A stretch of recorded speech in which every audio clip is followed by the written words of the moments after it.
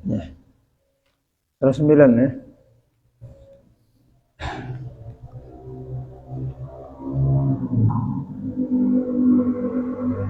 Assalamualaikum warahmatullahi wabarakatuh.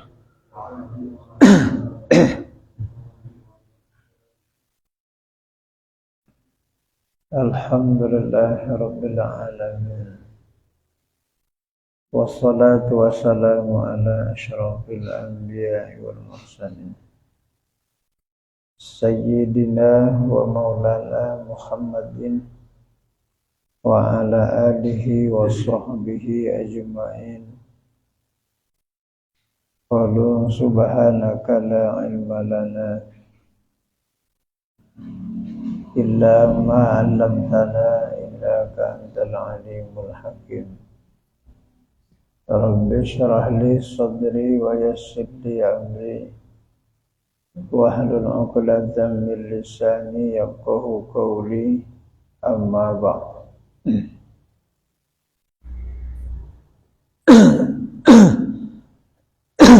Bismillahirrahmanirrahim.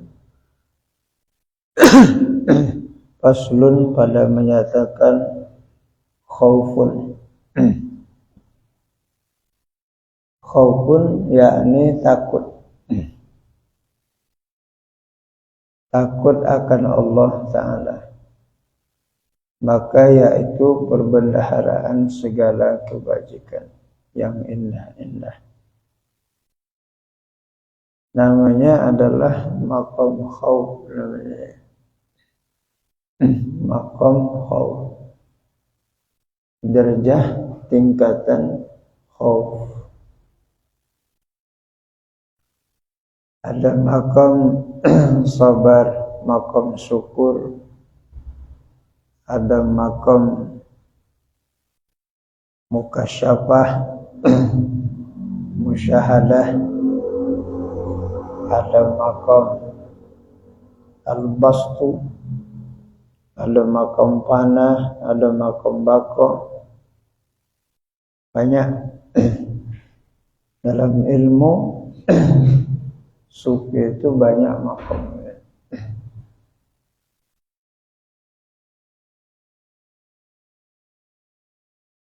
Khauf yakni takut kepada Allah Subhanahu wa ta'ala. Orang yang takut kepada Allah. Kenapa orang mukmin itu takut dia kepada Allah? Karena Allah yang telah menjadikan dia, Allah yang telah menciptakan dia, Allah yang memberi kepadanya sawab, Allah memberikan kepadanya azab.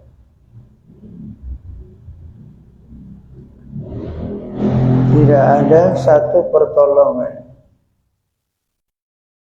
kelak di hari kiamat yang sangat diharap adalah pertolongan Allah.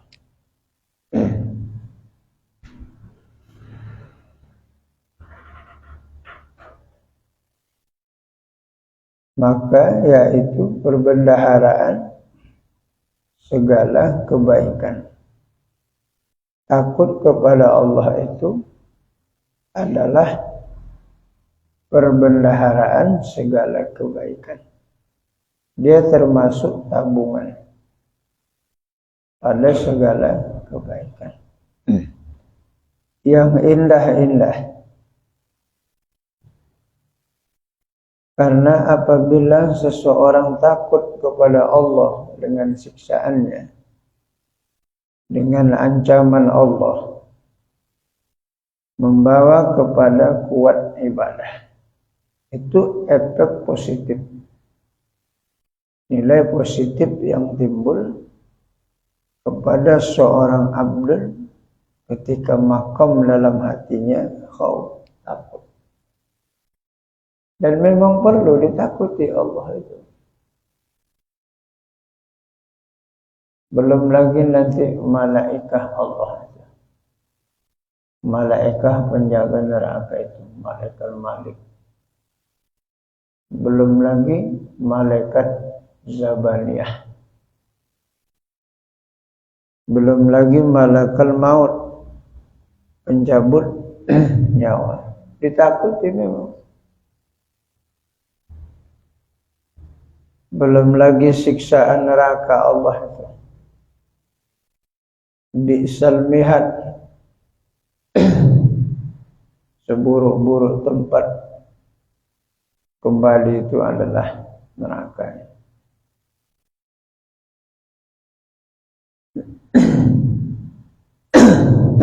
Yang namanya neraka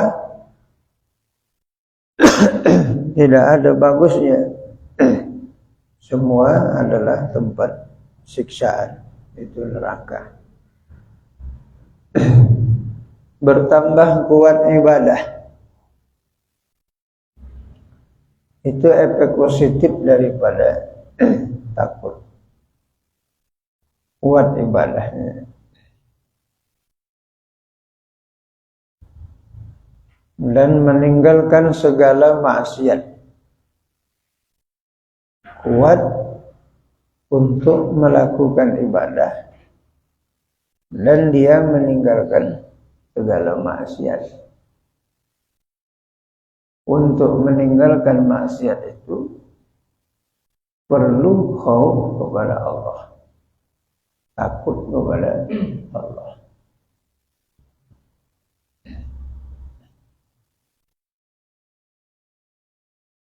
Ya ayyuhallazina amanu taqullah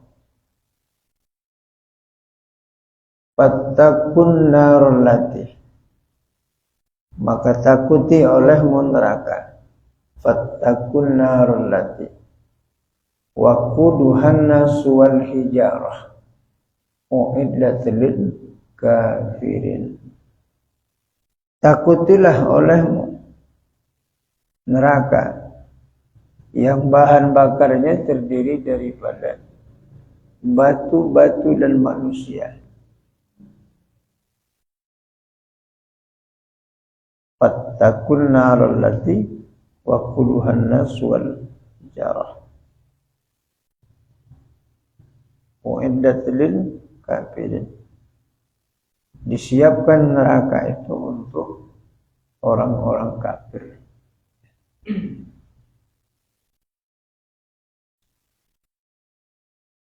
Satu analoginya, kias. Kalau ada orang berkata kepada kita, di bawah rumah saudara ada bongkahan emas peninggalan zaman Belanda.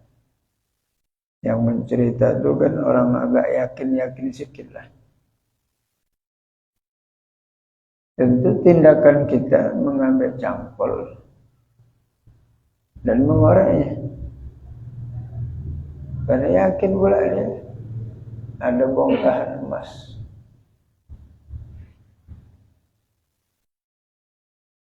Begitu berita yang disampaikan oleh Allah melalui Al-Quran. Begitu juga berita yang disampaikan oleh baginda Rasulullah sallallahu alaihi wasallam. Bahwasanya kubur itu penuh dengan fitnah.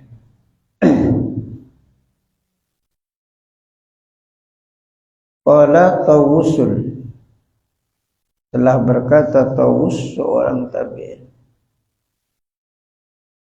Innal maita fi kuburihim yuftanu sab'an. Sesungguhnya mayat-mayat yang berada di dalam kubur akan dicoba, difitnah, akan mendapatkan fitnah selama 7 hari. Innal maita yuftanu fi kuburihim sab'an. Sesungguhnya mayat itu akan dicoba, diberi fitnah oleh Allah selama 7 hari.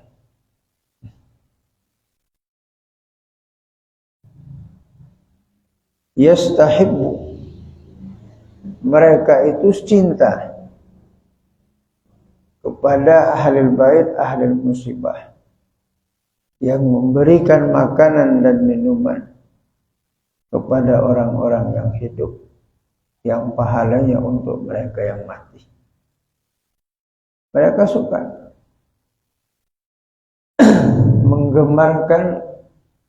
menggemarkan ahli kubur itu, menggemarkan mayat itu. Apa yang digemarinya? Terhadap ahlul musibah itu memberikan makanan dan minuman pahalanya untuk si mayat. Itu termasuk ibadah yang digemari. Suka dia. Ahli kubur itu suka kepada keluarga-keluarganya yang memberi makanan, pahalanya disedekahkan untuk yang mati. Suka roh-roh itu. Itu maka kita buat 7 hari itu kan. Kan kita bikin 7 hari itu kan. Inilah hadisnya. Dari Tawus. Tawus itu artinya burung.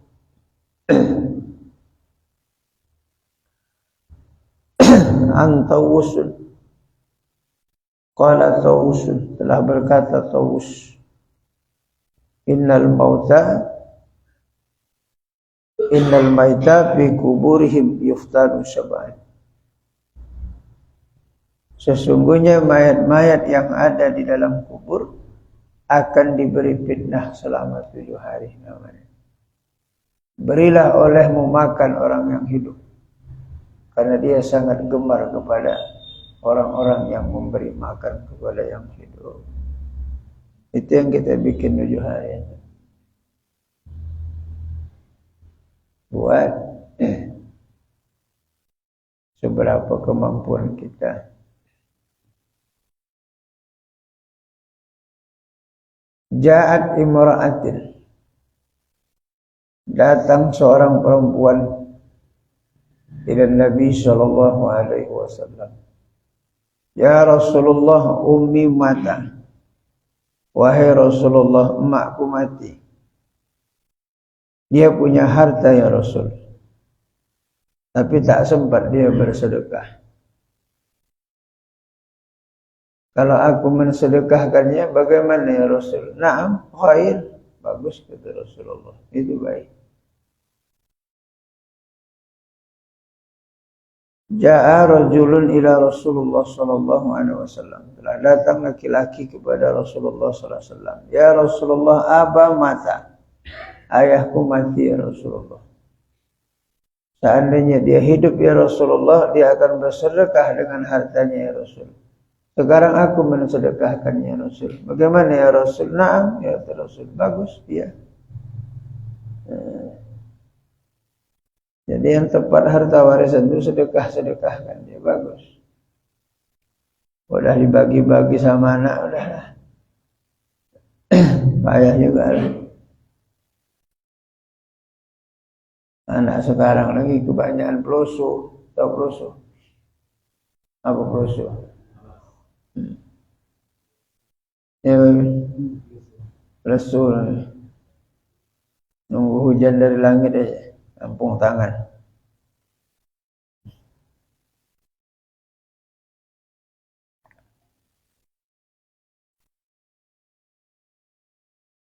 Berusaha payah.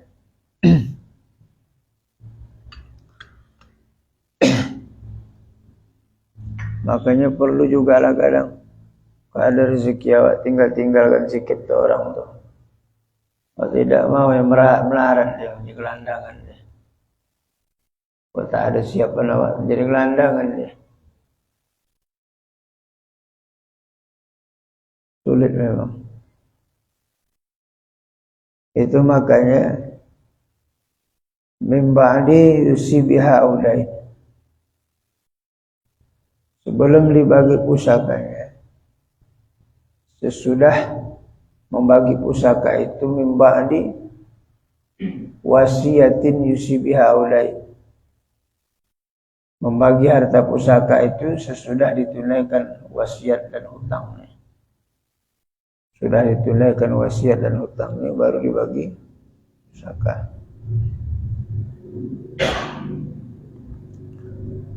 Dan meninggalkan segala maksiat. Ya, itulah khauf itu nilai positifnya kuat melakukan ibadah dan meninggalkan segala maksiat. Dan yang demikian itu membawa kepada diketahui ilmu laduni.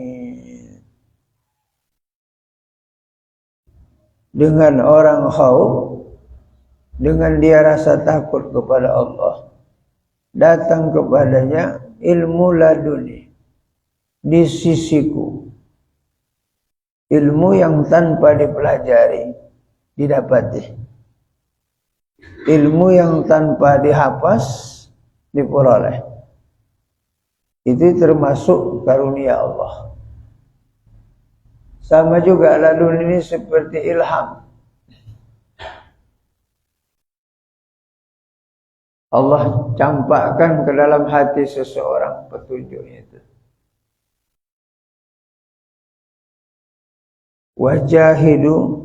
Wajahadu fisabilillah. Dan orang yang bersungguh-sungguh di jalan Allah, bersungguh-sungguh dia menjalankan agama ini, tidak genggam-genggam bara. Bila lanah dia lahum subulana, pada sisi kami akan berikan jalan-jalan kami. Tetapi betul-betul dia menjalankan agama ini, mujahadah, bersungguh-sungguh dia betul-betul menjalankan agama. Jadi kalau dia sungguh-sungguh menjalankan agama, insya-Allah dia akan diberikan oleh Allah petunjuk. Ini orang mengamalkan khauf, diberikan oleh Allah ilmu laduni. Dan pengetahuan di sisi Allah itu membawa kepada mengetahui ilmu ma'rifah, membawa kepada pengetahuan ma'rifah yang sempurna. Dia memperoleh petunjuk kepada jalan ma'rifah yang sempurna, kepada pengenalan kepada Allah yang sempurna. Tauhidul af'al, menunggalkan pada perbuatan Allah. Tauhidul af'al,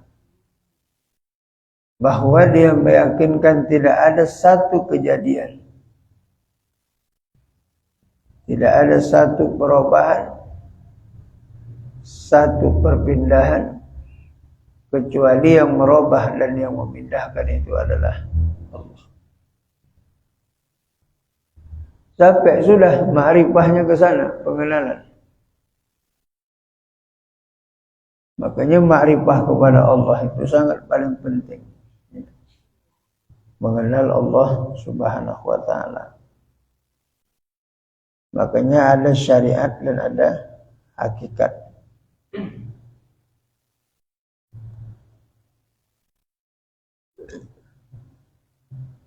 Kata ulama sufi yang bernama Abu Ali Ad-Daqqaq. Abu Ali Ad-Daqqaq itu mertua Imam Ahmad Qushairi, pengarang kitab Qushairiyah, Risalah Qushairiyah.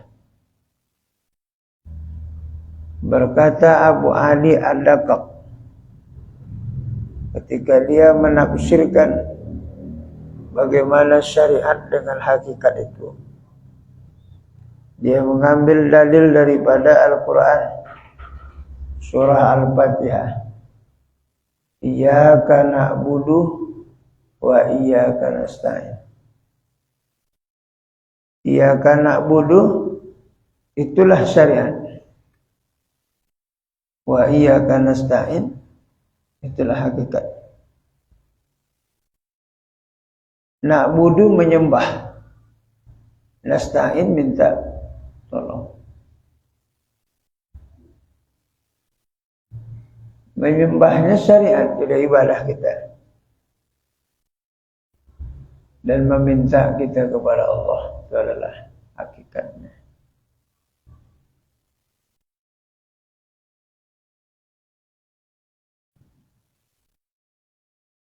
Orang yang bersyariat tanpa hakikat seperti burung tak berkaki. Orang yang bermakrifah, yang bertarikah tetapi tidak bersyariah, seperti burung tanpa badan. Orang yang berhakikah, bermakrifah, bersyariah tanpa bertarikah, seperti burung yang tidak ada sayap. Jadi ketiga macam itu adalah termasuk kombinasi dalam ibadah. Ma'rifah, syariah, tarikah. Tiga.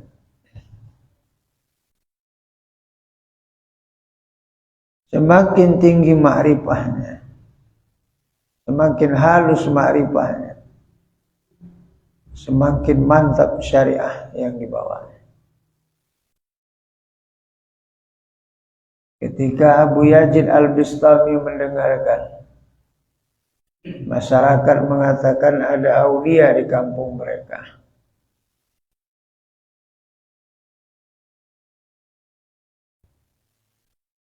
dia kepingin tahu Abu Yazid Al-Bistami yang mana aulia dikatakan mereka.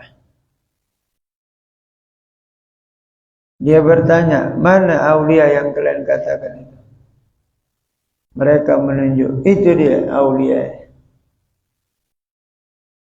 Tak lama kemudian dia pun meludah dalam masjid.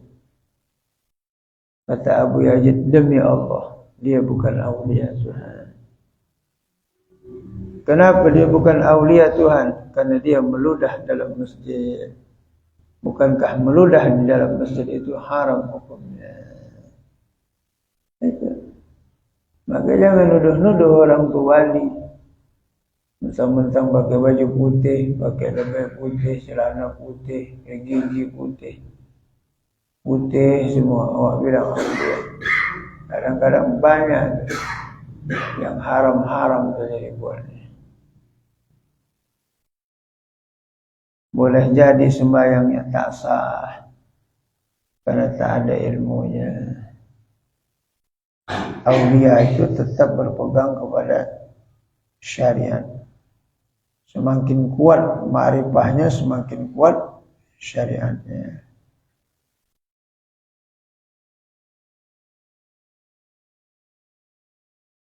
Sekarang ni ngaku-ngaku aja.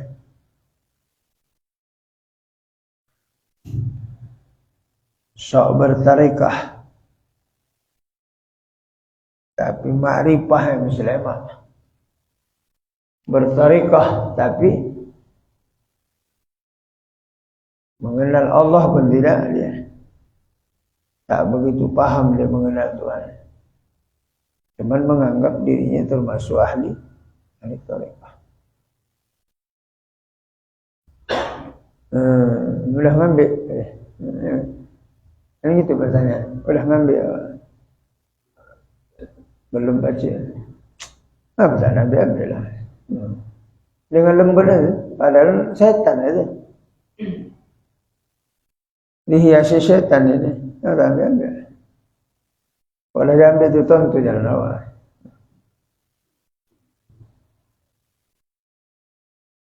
Banyak Ustaz orang bilang gitu.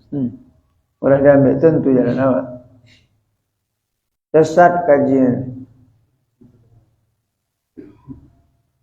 Syariatnya bentar beres. Saya tetap nanti masalah wali tadi. Kenapa katanya Zaro Aitarudul kalau kau melihat seorang lelaki yang si alalmah berjalan di atas air dia tirup di awak kemudian di atas udara atau jangan kau percaya soalnya yang begitu itu kan setan itu mudah melakukannya. Ada kita tengok di TV itu maaf kita mengapa yaitu syariat Nabi itu ada orang menganggap Jawa itu tapi kita tengok orang belanja gimana kira-kira? Itu lah yang tadi. Ada orang menganggap dia bahkan Orang itu salah dia menafsirkannya. Aulia-aulia Allah itu tidak lari dari syariat. Karena Nabi pun tidak lari dari syariat. Tidak menyalahi syariat dia. Kalau menyalahi syariat dia bukanlah dia itu. Dah mulai tak sembahyang dia, pusat dia nampak, ngintip pula lagi dia. Sekarang model pula tu kan.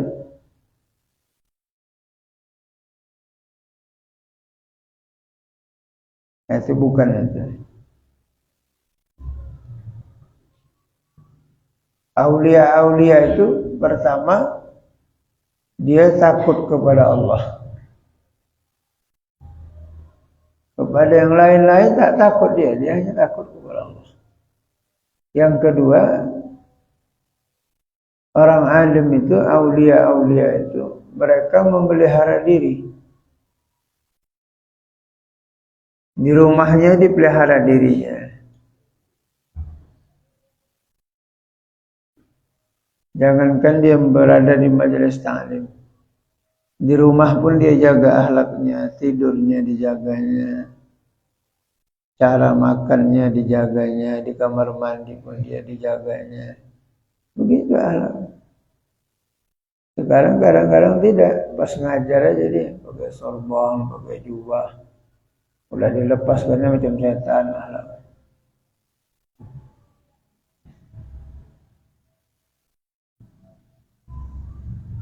Jangan tertipu kita.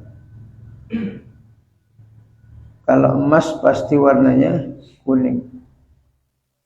Dan tidak pula setiap kuning itu emas. Kalau dulu di sungai itu banyak emas. Ya kan, emas batang lagi.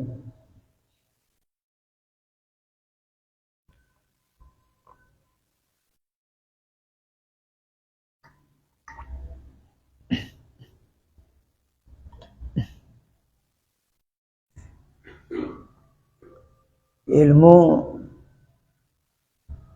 mengetahui ilmu ma'rifah, mengenal Allah. Tidak lagi dia mempelajari hukum akal. Wajib akli, mustahil akli, harus akli, tidak. Dia sudah sampai kepada maqam wijdan. Wijdan. Dia sudah sampai kepada karunia Tuhan. Tak payah dia mempelajari hukum akal itu. Tetapi sudah dititipkan Allah dalam hatinya. Sehingga dia musyahadah, menyaksikan Allah Azza wa Jalla. Yang mukhalafatul lil hawadis. Itu wijdan namanya. Maka orang tarikah harus tahu ini. Makam-makam ini wijdan. Saya tak tahu, ditanya gitu. Yang ada? Ya. Asal tahlil. Sampai keluar hidangan tu. Ya. Keluar rendang nanti bangkit deh. Waktu tahlil di situ kan ditunjukkan dia itu mengingat Tuhan. Kok tidak menterop aja deh, mencatur aja. Pas tahlil itu tunjuk aja deh. Usah kasih bontot deh bertahu deh. Syariat pun jeblok. Apalagi hakikatnya. Bohong aja tuh. Cuman sekedar memoles-moles luar aja. Supaya nampak deh. Nah, dipoles-polesnya luar. Sekarang banyak gitu tuh. Dipoles-polesnya di luar. Supaya nampak di ahlul ibadah. Macam mana dia mau lulus ibadah? Air mustakmal pun tak tahu. Air yang mutanajis pun tak ngerti dia. Yang dipakainya untuk berwuduk, yang dipakainya untuk mengangkatkan hadas dan hadas akbar, hadas kecil. Kalau tak tahu dia mustakmal, air apa dipakai? Air mutlak pun tak tahu dia. Mana air yang boleh diangkat kalau mengangkat hadas, mana air yang tak bisa, mana air yang cuma suci lagi tidak menyucikan, cuma suci saja. Itu pun tak kenal dia. Bagaimana syarat istiharah, istinja, bau, warna dan rasa yang mana dimaafkan? Bagaimana dia kalau tak dapat dua alat bersuci, pakit datut tahurain? Bagaimana pula kalau dia sakit tak bisa kena air, bertayamum? Macam mana pula berpergian dia menjamak dan mengqasar salatnya? Bagaimana pula dia membaca tahiyah dengan yang benar? Itu tak dipahami. Tiba-tiba ngambil zikir aja. Nak ngaji kitab tinggi aja, tak pernah, tak tamat. Bersesatan orang umat ini. Maka kalau tak belajar dia, hanyutlah dia. Kalau tak belajar ilmu.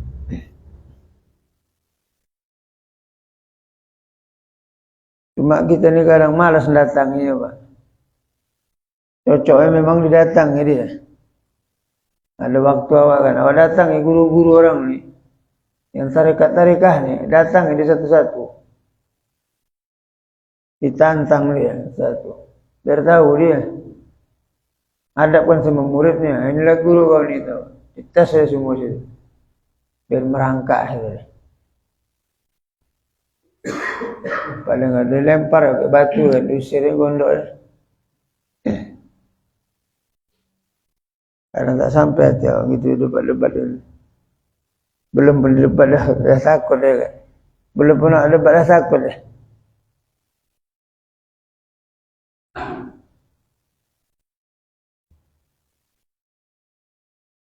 Kami hari tu berbahlu. Ada berapa ni?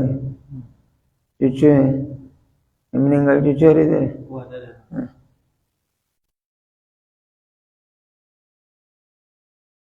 Suruh pidato tak mau. Bukan jurusan saya, bukan tempat saya pidato. Itu ada ustaz tu, ada pidato. Kalau betul ilmu awak, apa yang awak takut kan? Ya kan?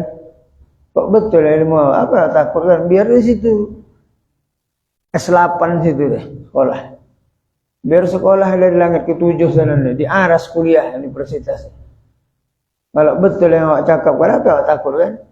Orang dah tahu awak, yang punya awak tak betul, maka takut. Dah tahu dia ni tak betul aku keluarkan ni, habis aku nanti ni. Itu maka takut tu.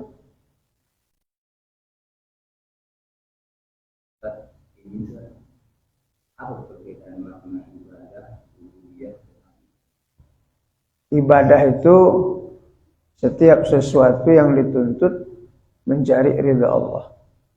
Ubudiyah zahir dan batin. Ubudah mencari ridha Allah. Tiganya, ibadah, ubudiyah sama ubudah. Jadi kalau ubudah itu semata-mata zat Allah. Semata-mata beramal karena zat Tuhannya. Kalau ubudiyah zahir batin, kalau ibadah zahirnya syariat. Cuman definisi ibadah itu menuntut ridha Allah. Kalau ubudah dah tinggi, ubudah. Kalau kita ini ibadah nih. Kadang datang malas, kadang datang rajin. Udah rajin belum masuk zuhur dah sembahyang nih. Sudah rajin enggak nih? Zuhur jam 12.20. Setengah 12 sembahyang nih. Udah rajin nih. Lari juga memang dari syariat tuh. Hah? Ma'rifah.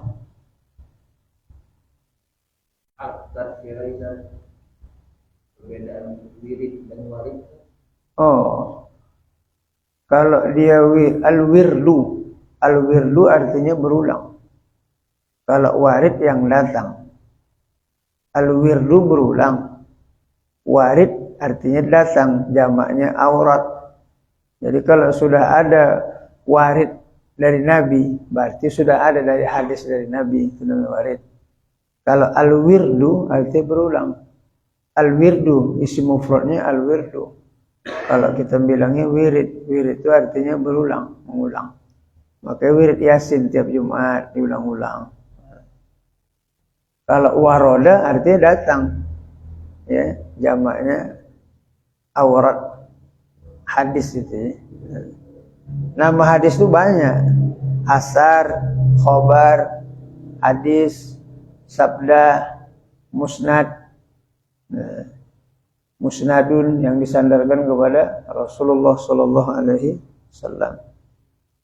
Itu makanya dipilah akhirnya asar diidhofahkan kepada qaulul sahabah. Kalau asar adalah aqwalul sahabah, perkataan-perkataan sahabat. Seperti perkataan Sayyidina Ali, perkataan Sayyidina Utsman, perkataan Sayyidina Hamzah, itu namanya asar.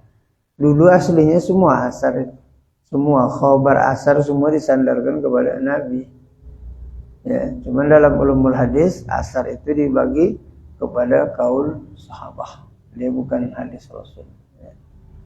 Waroda artinya datang. Al-wirdu isim mufrad ya, berulang. Ada warid dari Nabi. Nah, sekarang jarang saya tengok. Kalau kitab-kitab klasik ada aurat, Syarhus Salikin ada aurat, warid ya, yang datang dari Nabi kita Muhammad sallallahu alaihi wasallam.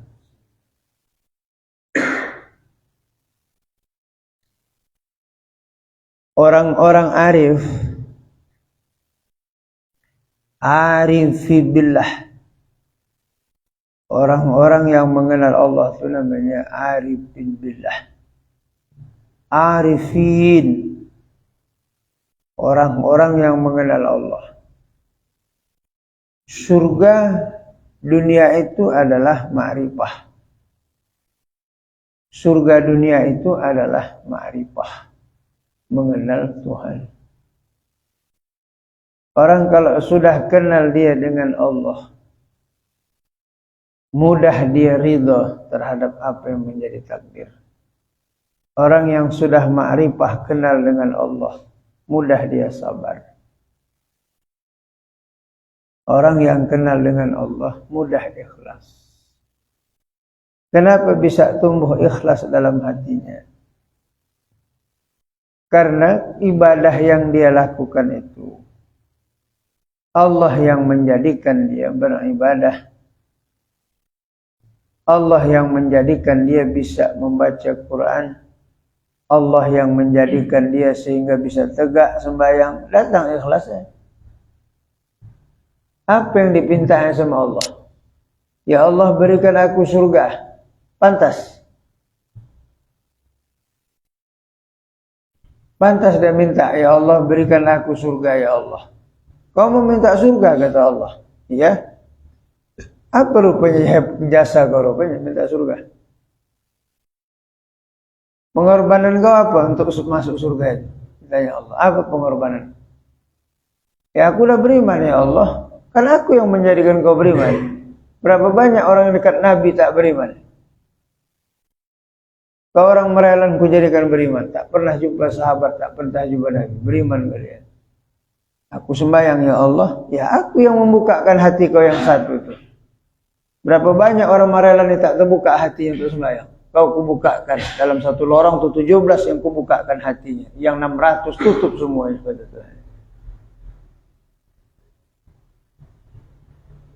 Aku baca Quran ya Allah. Aku ciptakan dua bibir kau yang lembut serta lidah yang tak bertulang dan gigi sebagai pagarnya. Dan tak pernah ayah meminta sama kita, ya Allah lahirkan anakku bergigi berlidah ya Allah. Ada mak ayah kita mendoa kita sebelum kita lahir? Ada. Seminggu 3 kali, ya Allah berikanlah mata kepada anakku ya Allah dalam kandungan, berikan telinga ya Allah. Ada. Siapa yang buatnya? Sudah. Jadi minta jasa kita, apa jasanya? Apa jasa kita? Minta sama Tuhan. Cuma tidak. Allah gemar dipinta dia. Ud'uni astajib lakum. Pinta olehmu, aku yang mengkabulkannya. Bahkan Tuhan itu paling suka dipinta-pinta dia. Gemar kali Tuhan kalau dipinta dia. Tapi kalau manusia sering dipinta, suntuk dia. Anak kita pun suntuk kita lantaran kewajiban. Kok tidak tiap pagi ya? 10 hebat kan? Lantaran kewajiban, kok sunat?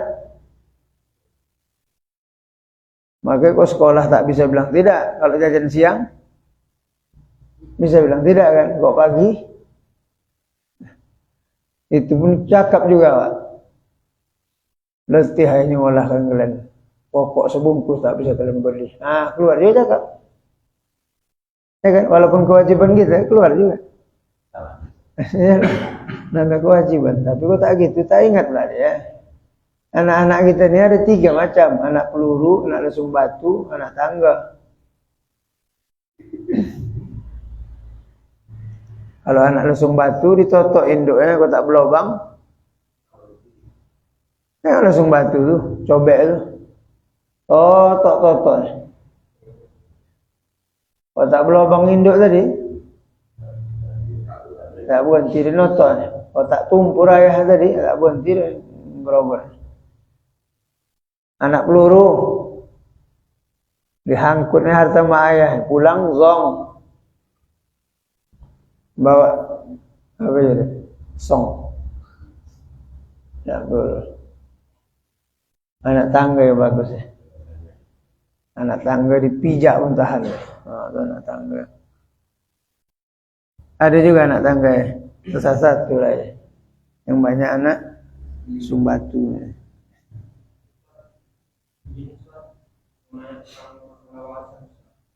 Warisan. Misalnya orang tua punya anak pertama dikasih jatah tanah. Hah? Anak pertama dikasih jatah tanah. Udah dikasih tanah? Atau hidup? Anak kedua dikasih jatah tanah. Atau hidup? Anak ketiga dikasih jatah tanah.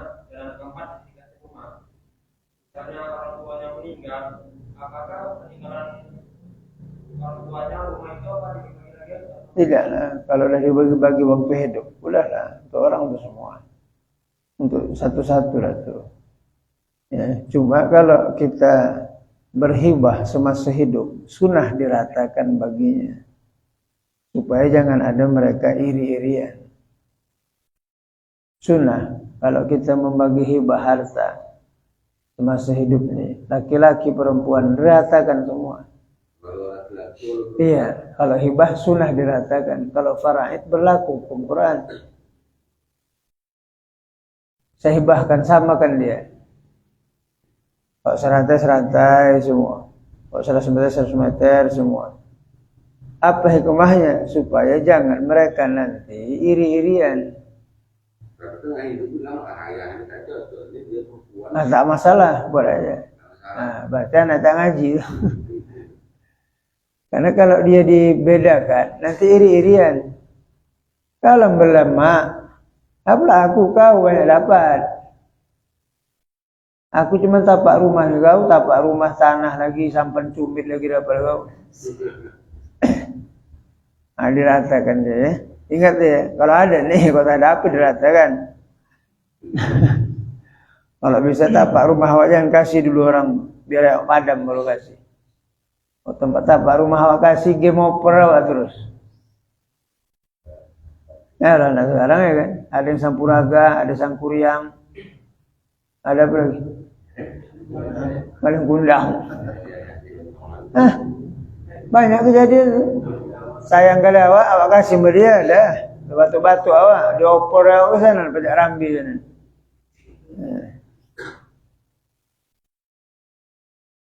Pandai-pandai lah kita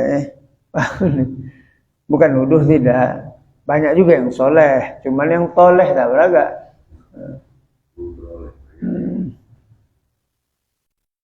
Belikan ayah rokok sebungkus napa lah nak, kata ayah tadi. Ayah ni dah tua-tua pun merokok juga, orang batuk udah. Udah kasih lah, nak meninggal lagi ada tu. Kecuali parah kali sakit, kalau tak parah kasih. Kecuali parah kali nungging-nungging udah batuk dah. Batuk-batuk kecil. Batuk-batuk manja ya kan, ada batuk manja. Kali batuk kok terus bunuh. Anak laki bisa lah ya merokok ya. Kalau yang namanya harta warisan ini kan biasanya kan meninggal dulu orang tuanya kalau bisa dibagi kan. Waris namanya, waris. Fa'il itu sumpah. Waris. Ada orang dia rumah besar aja, rumah kalau dijual jarang. Tapi angkat orang dua anaknya hilangnya. Dia nggak memakai hukum Quran, tapi dia yang angkat ini bagi rata aja. Itu bapak waris. Itu sudah meninggal. Enggak, dia masih hidup ngomongnya. Ribah. Ribah ya. Itu boleh dijalankan? Boleh. Bagi rata. Boleh. Kalau paraid jangan, enggak boleh. Kalau sudah meninggal ayahnya, kata yang perempuan, udahlah bang, kita bagi rata aja lah bang. Enggak boleh. Jalankan dulu paraidnya, baru dibagi rata. Abang dapat 200 juta, kami perempuan 100. Bagaimana bang? Kita gabungkan aja bang, bagi rata. Nehilah, aku tangguh banyak. Jadi kalau seumpamanya bapaknya ini ada hutang di luar, wajib ditunaikan hutangnya dulu. Tak boleh itu maka mimba di wasiati yusibiha udain, surah An-Nisa itu ayat 11 itu. Dia mesti ditunaikan dulu wasiat dan hutangnya. Itu maka kalau nak bagi warisan ini, tunaikan dulu hutangnya sama wasiat, bikinkan wakaf dulu, baru dibagi-bagi. Kalau udah dibagi-bagi, nak bikinkan wakafnya, ada alasan. Elmek aku belum bayar 2 bulan. Banyak ada alasan. Maka ingat Pak ya, ingat nih nasihat agama. Lagi hidup nih kita bikin harta wakaf. Sekarang nih lagi hidup, bikin wakaf ya. Mau semen, mau batu, mau sejadah, mau tanah, bikin sekarang. Jangan harapkan ahli waris membaginya, jangan. Sekarang nih dah bapak tengok langsung sekarang nih kan. Perhatikan sekarang yang udah meninggal ayah itu sama mak. Apa yang dibuat anaknya? Tak ada. Atau kita pandai-pandai kita. Ada harta kita 200.000, masukkan ke masjid, masuk ke mushola, infak. Jadikan wakaf dia. Kalau diharapkan apa nih? Ahli waris nih. Bikin 7 hari pun bertengkar. 7 hari bertengkar. Apa kita bikin nih kak? Udahlah mihun tuh ya buat. Apa ya kak nih? Harta maya ada pun kita tanda bagi. Mihun aja nak buat nih, mihun. Pakai kerupuk merah putih. Ngeri. Awak mencari siang malam. Yang malam awak mencari tak habis-habis. Sampai asam lambung awak tak makan-makan. Tiba-tiba dia aja panen ya kan. Awak di kelembar tak apa-apa. Pandai-pandai awak. masukkan, ada 15 juta, masukkan ke musola 15 juta, 10 masukkan, tentu lagi dalam baratah dapat. Sian lah, wah dia tak ada keretanya, nak beli NMAX dia. Beli NMAX dia, buat betina, bonceng, tiap malam minggu, itu NMAX aku kasih tadi. Pandai-pandai, paham? Nah itu Sayyidina Utsman, Rasulullah lah yang paling pandai katanya. Satu lagi Pak, ada namanya wakaf, hibah, sedekah, atau hibah itu yang namanya hibah ini kan, karena kan dia materi bantah barangnya begini ya, hibah kan ini kan gitu kan. Daun hibah ini, daun hibah ini. Kalau uang itu kan materi juga, itu apa? Wakaf bisa juga. Kalau yang namanya sedekah apa itu Pak? Infak asal katanya anfaqo. Semuanya itu asalnya anfaqo. Makanya razaqna hum yunfik, menafkahkan. Anfaqo itu menafkahkan. Kalau hadiah, dia tidak ada ijab dan qabul, dan orangnya tidak perlu tahu itu hadiah. Tiba-tiba datang aja ke rumah kita, sepatu sepasang, sudah hadiah. Kalau hibah, ada mauhib yang menghibah, ada yang mauhub, ada yang kena hibah, ada yang mauhub alaih. Apa yang dihibahkan, ada lughah, ada sighah yang menghibah. Dan hibah itu sifatnya langsung. Aku kasih kau ini kereta, aku terima. Sudah putus milik. Dan yang memberi memang milik sempurna. Jangan ada milik orang, itu hibah. Kalau sedekah bebas. Berapapun tidak ada ucapan tak masalah, yang penting sedekah. Kalau wakaf mesti ada ijab dan qabul, serah terima. Dan harta yang dijadikan wakaf mesti tahan lama. Maka tak sah seseorang berwakaf dengan 1 uncang gandum. Kenapa tak sah? Karena 1 uncang gandum, gandumnya lenyap dimakan. Wakaf itu adalah yang bangsa tertahan zatnya. Ya, wakaf itu adalah hal habsu. Ya, habsu. Dia tertahan, diambil manfaatnya. Sajadah atau pohon diambil manfaatnya, atau rumah atau telaga ya kita korek, atau pam kita korek sumur bor, itu wakaf. Boleh wakaf duit, karena tidak juga mutlak mesti dengan harta. Kalau semua orang berwakaf pakai harta, jadi upah tukangnya apa? Kalau semua pakai harta, semua berwakaf pakai semen, jadi ngasih tukang tuh upahnya. Itu maka perlu duit. Itu termasuk wakaf. Dengan berdirinya, dengan diupah, mengalir pahalanya. Makanya harta wakaf termasuk sedekatin jariyah, sedekah yang pahalanya mengalir. An Abi Ummamah radhiyallahu anhu, qala Rasulullah sallallahu alaihi wasallam, arba'atun tajri ujuruhum ba'dal maut. Dari Abi Ummamah radhiyallahu anhu telah berkata Rasulullah sallallahu alaihi wasallam, arba'atun tajri ujuruhum, ada 4 yang pahalanya mengalir setelah orang meninggal.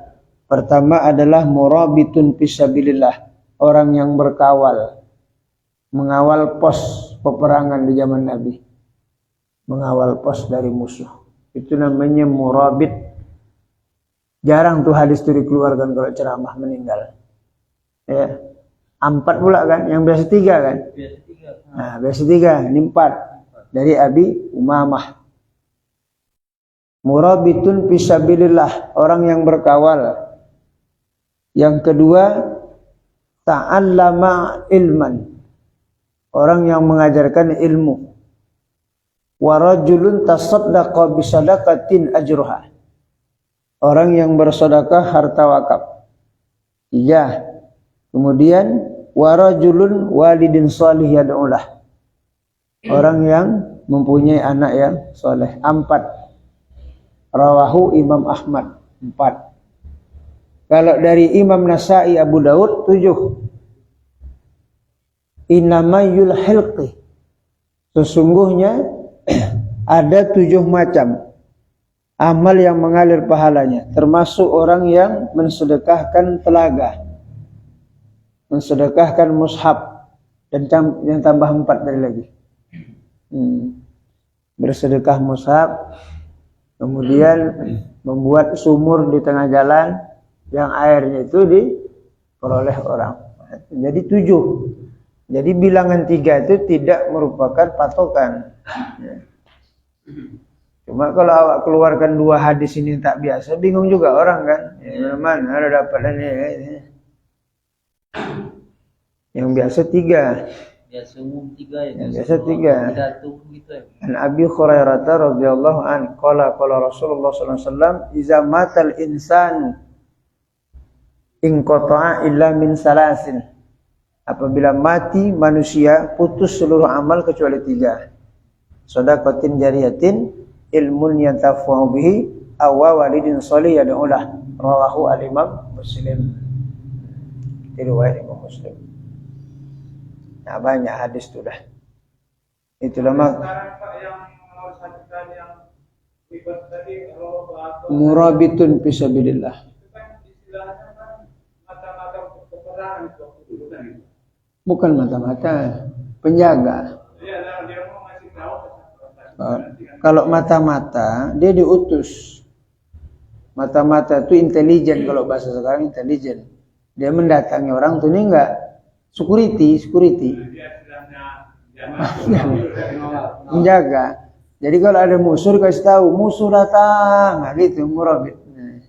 sekarang aku masih ada itu. Kalau peperang ada lah, tentara kita pun ada tuh. Yang jaga di atas, apa namanya? Yang jaga di atas apa namanya? Tapi betul-betul lah. Ini cerita yang dikaji betul-betul. Kalau sekarang menjaga apa? Masuk kosong. Iya. Ya kalau memang terjadi peperangan, ada pula penjaga itu termasuklah murabit tadi. Cuma sekarang payah. Udah aman-aman nanti lewat dari smokel kan. Lewat apa dari tembakau tadi sama sabu-sabu kan. Aman. Ya itu berkawal setan itu namanya. Berkawal namanya, murabit. Kadang sekali saya buka juga hadis tuh. Dipandang orang tuh muka saya. Sesat juga sana. Semua orang 3, dia bilang 4 aja. Namanya buku ulama dibaca gitu lah. Ustaz Arsyad Talib Lubis ya, dalam bukunya Al-Fatwanya. Alhamdulillahirabbil alamin. Wassalatu wassalamu ala asyrafil anbiya wal mursalin. Sayyidina wa maulana Muhammad wa ala alihi wa sahbihi. Irhamna ya arham. Allahumma anzil rahmah wal maghfirah wal inayah wa taufiq wal hidayah wal istiqamah alaina ala hadhihi al-jamaah wa ala al-muslimin wal muslimat wal mu'minina wal mu'minat innaka ala kulli syai'in qadir. Rabbana atina fid dunya hasanah wa fil akhirati hasanah wa qina azabannar. Wa sallallahu ala sayyidina Muhammadin nabiyil ummi wa ala alihi wa sahbihi wasallam. Subhana rabbika rabbil izzati amma yasifun. Wassalamu alal mursalin alhamdulillahi rabbil alamin. Billahi taufiq wal hidayah. Assalamualaikum warahmatullahi wabarakatuh.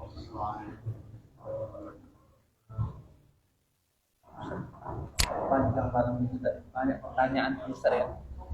Lagi waktu saya cepat lah. Banyak pertanyaan, banyak juga nama ini. Iya. Itu.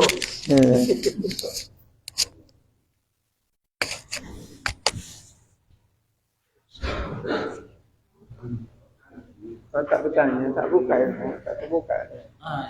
Mesti ditanya.